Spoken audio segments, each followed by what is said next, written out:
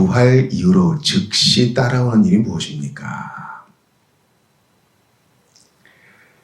부활 이후에 즉시로 천사들과 사람들에 대한 일반적이고 최종적인 심판이 따라올 것인데 그 날과 그 시간에 관하여는 아무도 알지 못하므로 모두 깨어 기도하고 주의 오심을 늘 준비할 것입니다.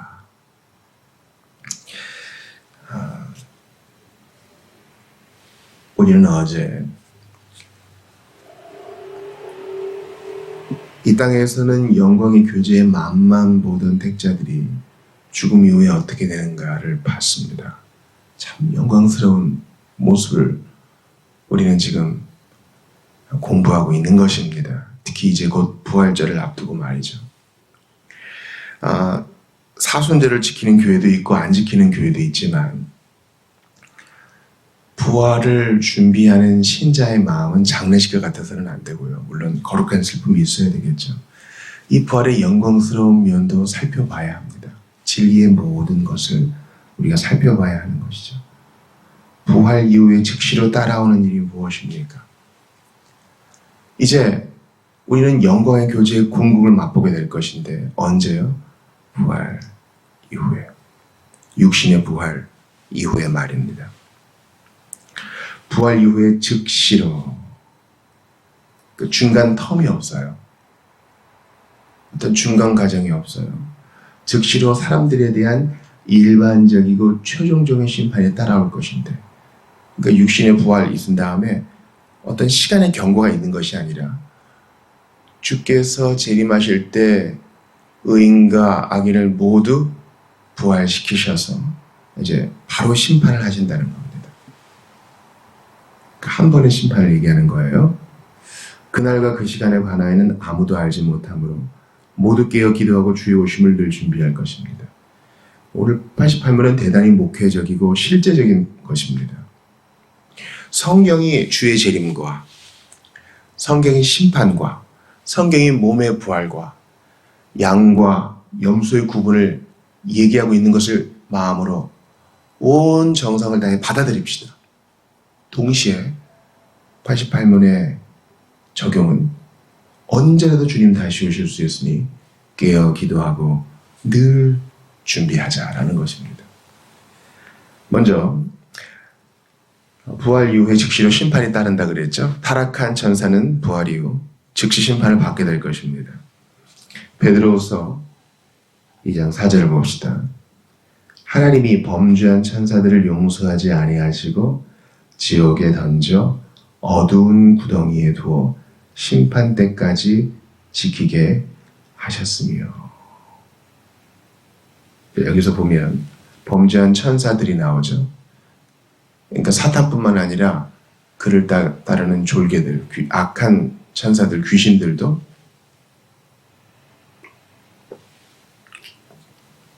최종적인 심판을 받게 될 것이라고 얘기합니다.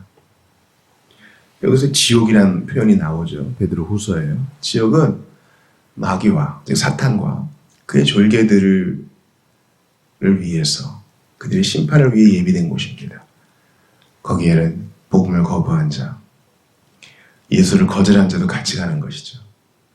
그러니까 영원한 삶을 지옥에서 마귀와 그 졸개들과 보낼 것이냐, 아니면 영원한 삶을 우리 삼위 하나님과 무성도들과 함께 보낼 것이냐, 주님을 섬기는 거룩한 천사들과 함께 보내는 것이냐, 이 차이는 엄청나죠. 그러므로 정상적인 사고를 가진 사람이라면 지옥 좋아하겠어요? 요즘 우리 세상에서 지옥이란 말이 잘 회자되고 있고 드라마로도 영화로도 많이 나오고 있는데, 지옥은요, 예수를 거부한 자가 형벌 받는 곳입니다. 우리가 보통 상식으로는 이 땅에서 나쁜 일을 한 사람이 그곳에 간다고 여겨지죠. 그러나 어제도 말씀드렸다시피 이 세상에서 할 수 있는 가장 악한 일은 바로 복음을 거절하고 예수님을 무시하고 멸시하고 받아들이지 않은 것이 가장 악한 일입니다. 유다서 6절과 7절도 봅시다. 또 자기 지위를 지키지 아니하고 자기 처소를 떠난 천사들을 큰 날의 심판까지 영원한 결박으로 흑암에 가두셨으며 소돔과 고모라와 그 이웃 도시들도 그들과 같은 행동으로 음란함이야 다른 육체를 따라가다가 영원한 불의 형벌을 받음으로 거울이 되었느니라. 이것은 상당히 깊이 공부할 필요가 있어요. 먼저 이 악한 천사, 범죄한 천사들은 누구냐? 자기 지위를 지키지 않고 자기 처소를 떠난 이들이다. 그러니까 신자가 하나님께 영광 돌리는 방법은 이것과 정반대로 하면 돼요. 뭡니까? 하나님이 놓으신 그 자리에서 충성하는 거예요. 하나님이 가라고 하실 때 그 자리를 뜨고 하나님이 있으라 하면 여러 감정과 할 말이 있어도 묵묵히 그 자리를 지키는 겁니다. 그게 사명자의 삶이요, 하나님 자녀의 삶이요, 마귀와는 다른 거룩한 자들의 삶입니다. 그러나 마귀와 그를 따르는 자들의 삶은 뭡니까? 교만해서 또 인내하지 못해서 자기 지위를 지키지 않고 자기 처소를 떠납니다. 하나님께 의존적이지 않고 대단히 독립적이죠. 멋있어 보이지만 끝은 멸망입니다. 하나님께 영광 돌리는 자리에 있어야 되는데 나도 찬양받고 싶어 하고 자리를 떠나면 마귀 짓을 하는 겁니다. 또한 유다서는 그 예로 소돔과 고모라를 얘기하죠. 소돔과 고모라와 그 이웃 도시들도 그들과 같은 행동으로 뭡니까? 타락한 천사들처럼, 범죄한 천사들처럼 음란함의 다른 육체를 따라가다가 그 교만과 하나님께 대한 반역은 바로 다른 육체 따라감, 손님 대접하기를 거절함, 이런 윤리적인 죄로 드러나는 거죠. 영원한 불의 형벌을 받음으로 거울이 되었느니라. 유다서는 부활 이후에 즉시로 따라오는 심판에 대해서 영원한 불의 형벌이라고 얘기해요. 얼마나 우리에게 권면이 됩니까? 영원한 불의 형벌. 다시 한번 상식적으로 생각해 보자고요. 영원한 불의 형벌과 영원한 희락, 뭐가 좋아요? 부자가 나사로에게, 그리고 그를 안고 있는 아브라함에게 얘기하죠. 여기는 너무 뜨겁다고요. 그래서 나사로 시켜가지고 물 한 방울만 찍어서 좀 혀에 대게 해달라. 상식적으로 거길 좋아할 사람은 없겠죠. 그러니 기회가 있을 때 바로 지금 예수님을 믿고 바로 지금 회개하고 가까운 건강한 교회에 가십시오. 그게 여러분의 영원한 삶이 좋습니다. 기회가 있을 때 또 있겠지 하지 마세요. 이 세상에서 가장 어리석은 사람 중 하나는 다음 기회를 스스로 기약하며 미루는 자, 게으른 자입니다. 여러분, 영혼의 문제, 죽음의 문제, 영생의 문제를 바로 지금 직시하고 그리스도께 돌아오세요. 그리스도께서 만유를 심판하시기 위해 다시 오셔서 이 일을 하실 것입니다. 유다서 14절과 15절을 봅시다. 아담의 7대 손 에녹이 이 사람들에 대하여도 예언하여 이르되 보라, 그 수만의 거룩한 자와 함께 임하셨나니 이는 무사람을 심판하사 모든 경건하지 않은 자가 경건하지 않게 행한 모든 경건하지 않은 일과 또 경건하지 않은 죄인들이 주를 거슬한 모든 완악한 말로 말미암아 그들을 정죄하려 하심이라 하였느니라. 이걸 누가 했다고요? 에녹이 했대요. 아담의 7대 손 에녹이 예언자, 선지자 역할을 한 것입니다. 우리가 알 수 있어요. 주님과 동행했던, 죽음을 보지 않고 이 땅을 떠나서 하나님께로 옮기었던 이 에녹이 주님께 메시지를 받은 게 여기 기록되어 있죠. 에녹은 놀라워요. 우리보다 훨씬 이전 사람이잖아요. 아브라함 이전 사람이잖아요. 모세 이전 사람이잖아요. 엄청 오래된 사람이에요. 근데 그 에녹이 세상의 마지막을 내다봤어요. 종말을 봤어요. 부활 이후 심판을 봤어요.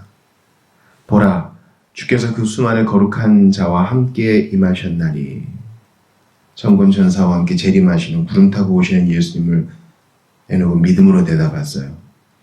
이는 무사람을 심판하사 모든 경건하지 않은 자가 경건하지 않게 행한 모든 경건하지 않은 일, 또 그러한 말로 말미암아 정죄하려 하십니다. 죄인들의 행동과 말에 대해서 심판하신다는 겁니다. 예수를 믿지 않은 것은 물론이고요. 그 주의 재림과 육신의 부활과 심판은 한 가지로 묶여 있어요.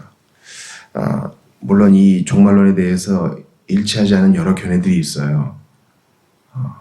시간의 흐름이 있다, 텀이 있다, 간격이 있다 이렇게 얘기하시는 분들이 있는데 우리의 믿음은 이것이 하나라는 것입니다. 마태복음 25장 46절 보시죠. 그들은 영벌에 의인들은 영생에 들어가리라 하시니라. 여러분 이 성경적 개념을 마음에 새기세요. 영벌과 영생입니다. 누가 영벌이에요? 왼쪽에 있는 자들. 예수를 믿지 않고 복음을 거부하고 당연히 윤리적 타락이 따라오겠죠. 나그네도 무시하고 선을 행하지도 않고. 그러나 예수를 믿은 자, 참되게 회개하고 주께로 돌아온 자는 이제 윤리적 열매들이 나오겠죠. 손님을 대접하고 가난한 자를 찾아가고 그런 자는 영생에 들어간다 그랬어요. 이게 언제 일어난다고요? 주의 재림 때. 예수님 재림하셔서 악인과 선인이 부활할 때 이 일이 일어납니다. 그러므로 미리 결론을 땡겨서 말씀드리면 이걸 우리는 눈앞에 그림 그리듯이 다 펼쳐놓고 나의 생에 언제든 이 일이 일어날 수 있다라는 마음으로 살아야 돼요. 이런 대단한 일들을 마음에 두고 나 때는 안 일어나면 좋겠다. 내가 살아있을 때는 이런 일이 없으면 좋겠다. 언젠가는 일어나겠지. 이런 태도는 좋지 않다는 겁니다. 언제라도 주님 이렇게 오실 수 있어요. 그것이 우리를 절제시키고 그것이 우리를 근심케 하고 그것이 우리를 기도하게 할 것입니다. 심판의 시간은 사람에게 알려지지 않았습니다. 마태복음 24장 36절 봅시다. 그러나 그날과 그때는 아무도 모르나니 하늘의 천사들도 아들도 모르고 오직 아버지만 아시느니라. 예수님이 이 때를 알려하지 말라. 그걸 얼마나 강조하셨냐면 아들도 모른다. 나도 모른다 하셨어요. 좀 예수님은 하나님이시거든요. 성자와 성령과 함께 성부와 모든 영광과 전지전능하심 다 공유하시는 동일한 하나님이세요. 그런데 아들도 모른다 하세요. 이 말은 뭡니까? 너희들 알려하지 마. 이 종말에 대한 두 가지 극단이 있어요. 하나는 너무 관심을 가져. 그래서 다니엘, 요한계시록 이런 거를 어떻게든 풀어내. 끼워 맞춰서 풀어내. 그래서 몇 년, 몇 월, 몇 시라고 이렇게 못 박는 사람들. 여기에 너무 집중하는 사람들. 성경 66권 있는데 요한계시록만 파는 사람들. 이건 좀 안 좋은 종말론이에요. 반면에 나쁜 극단은 뭡니까? 관심을 안 갖는 거예요. 신자인데 이 세상의 일이 전부예요. 마지막 날, 종말, 육신의 부활과 심판에 대해서는 생각하지 않고 준비하지도 않는 자. 우린 그래서는 안 되고 우리 예수께서 그날을 알려하지 말라. 그날은 너에게 감추어져 있다 한 것은 뭡니까? 신명기 29장 29절의 말씀과 똑같죠. 나타난 것은 우리와 너희 후손에게 그리고 오묘한 것은 하나님께 감추어진 것이니 그거 알려하지 말고 이미 주어진 계시에 만족하며 오늘을 성실로 오늘을 겸손히 오늘을 주와 함께 살라 그렇게 말씀하시는 겁니다. 그리스도의 다시 오심을 살피고 기도하며 항상 준비하는 것이 우리의 의무라는 것입니다. 이 모든 것을 알되 마태복음 24장 42절 44절 봅시다. 아까의 말씀에 이어집니다. 그러므로 깨어있으라. 이게 결론이에요. 깨어있으라. 어느 날에 너희 주가 임하는지 너희가 알지 못함이니라. 너희도 아는 바니 만일 집주인이 도둑이 어느 시각에 올 줄을 알았더라면 깨어있어 그 집을 뚫지 못하게 하였으리라. 이러므로 너희도 준비하고 있으라. 생각하지 않은 때에 인자가 오리라. 그날이 도적같이 임한다 그랬어요. 늘 깨어 있어야 됩니다. 아이 목사님, 잠은 자야죠. 여러분 이 의미를 아시겠죠? 깨어 있으라는 말은 잠자지 마라 이런 게 아닙니다. 그날을 생각하고 염두에 두고 거룩한 긴장을 하고 우리가 하늘을 바라볼 때에도 바로 저기에 우리 주님이 공중을 갈고 구름 타고 오시겠지. 그것을 잊지 말라는 것입니다.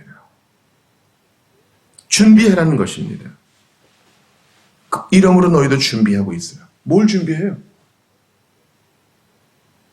내가 지금 이렇게 살다가 갑자기 주님 공중 재림하시어 만나면 부끄러움 없겠는가? 그게 준비해요. 인생의 어느 시간을 딱 멈춰서 딱 도망내서 바로 그 시간에 주님 만나.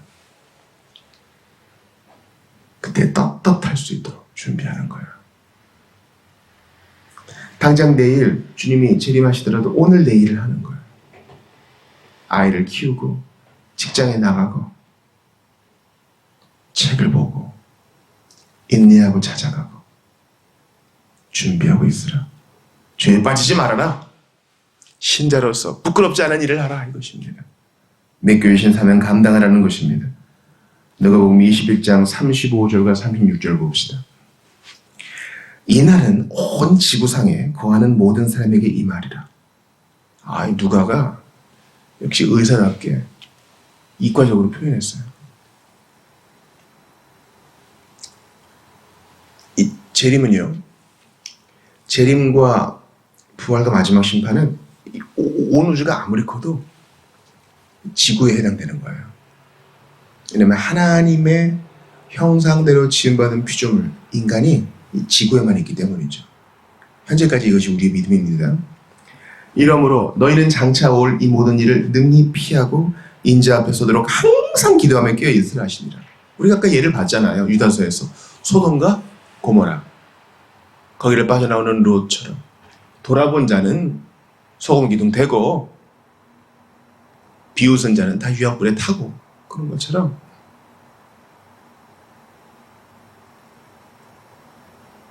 모든 사람에게 임할 것이니 소돔과 고모라에 임했던 그 불의 심판이 그때는 예수님 재림하실 때는 지구상에 있는 모든 사람에게 임하리니 항상 기도하며 깨어 있으라. 여러분, 소돔과 고모라에 하나님이 방문하셨어요. 천사를 통해 사자를 통해 방문하셨든 직접 가셨든 아무튼 기회를 주신 거죠. 기도하며 깨어있고 준비한 사람은 정신을 번쩍 차리고 맞아. 우리 동네에 이 무법함과 사랑 없음, 이건 우리는 심판을 쌓고 있었던 거야. 그 메시지를 준비한 사람은 받았겠죠.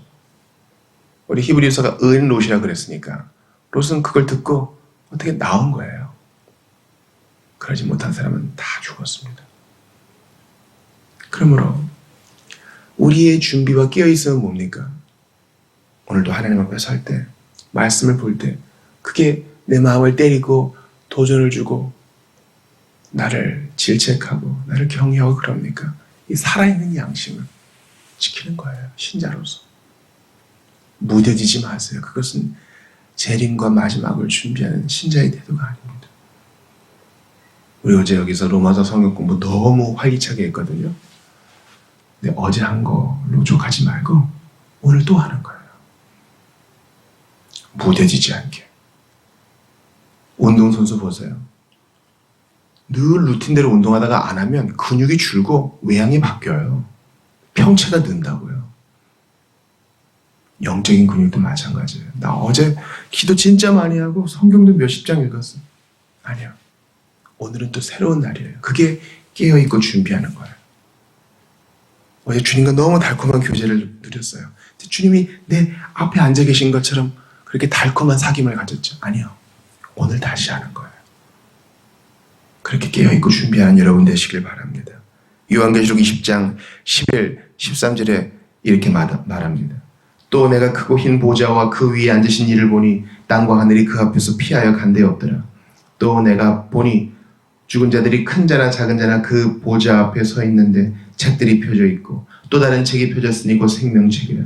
죽은 자들이 자기 행위를 따라 책들에 기록된 대로 심판을 받으니 바다가 그 가운데에서 죽은 자들을 내주고 또 사망과 음부도 그 가운데에서 죽은 자들을 내주매 각 사람이 자기의 행위대로 심판을 받고 각 사람이 이날을 마주할 것인데 우리는 그날 부끄러움 없도록 믿음 가운데 거하고 깨어 준비하고 기도하는 우리 모두가 다 될 수 있기를 주의 이름으로 축원합니다.